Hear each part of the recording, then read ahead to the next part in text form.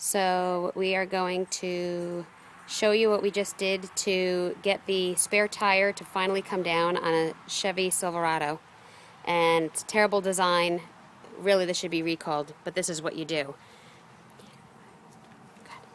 So first, you need to remove the license plate. That is the only way that you can get the best access to the spare tire mechanism, the secondary latch, because that's what's going to hold you up.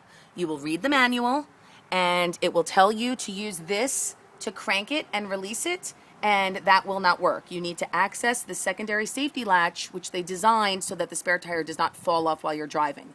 But it's a terrible design. So you remove the license plate. Don't worry about this at all. And then you get in with a pair of, what are these? Channel locks? Channel locks, Maybe right. channel locks. But get the kind that, automatically go back and forth because it's a lot easier to handle. Then when you get inside, well, first you need to jack up the tire right in the middle. There's a small little piece that you'll see right under this jack, and this is actually where the cable comes out of, and that is where you put your jack, right on that little nub where the cable comes out. Then you jack the tire up so that it's not too much pressure hanging on that secondary latch. You want it to be pretty free. Then you access, well, first you should spray some of this, which lubricates everything up, because probably the reason the secondary latch is not working is because it's rusted or corroded, okay? So you spray this inside. I can't really get such great access to it right now, but you spray it inside all over that secondary latch, okay? Then you take the channel locks, and you have to make sure that you're not squeezing both sides. It's very important. One side actually releases the other. So you need to squeeze it on the left-hand side on the seam and take the channel locks and just lay them on the, what was it called? Yoke. The yoke of the right-hand side. If you squeeze both sides, you're actually defeating the purpose and it won't unhinge. So you'll feel it. It's very pronounced once you get it.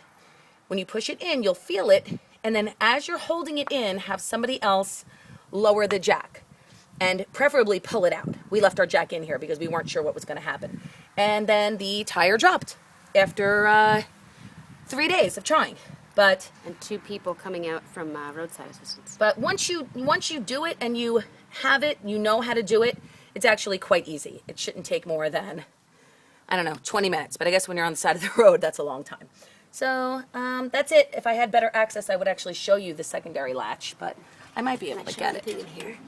Can you see? I might have to pull out the secondary latch so they can actually see it. Once I get it out, I can show them. That secondary latch is right down there. Which is the same, really, as the other video. It's right down showed. there. But if you press this side in, you're going to defeat the purpose. You have to press on the side of it here, and then the other side, and it released it. Right. Right. But the thing is that it would be nice to do this video with the tire on. Because I could take that piece out, and it'll just be like the other guy's video. It'll show exactly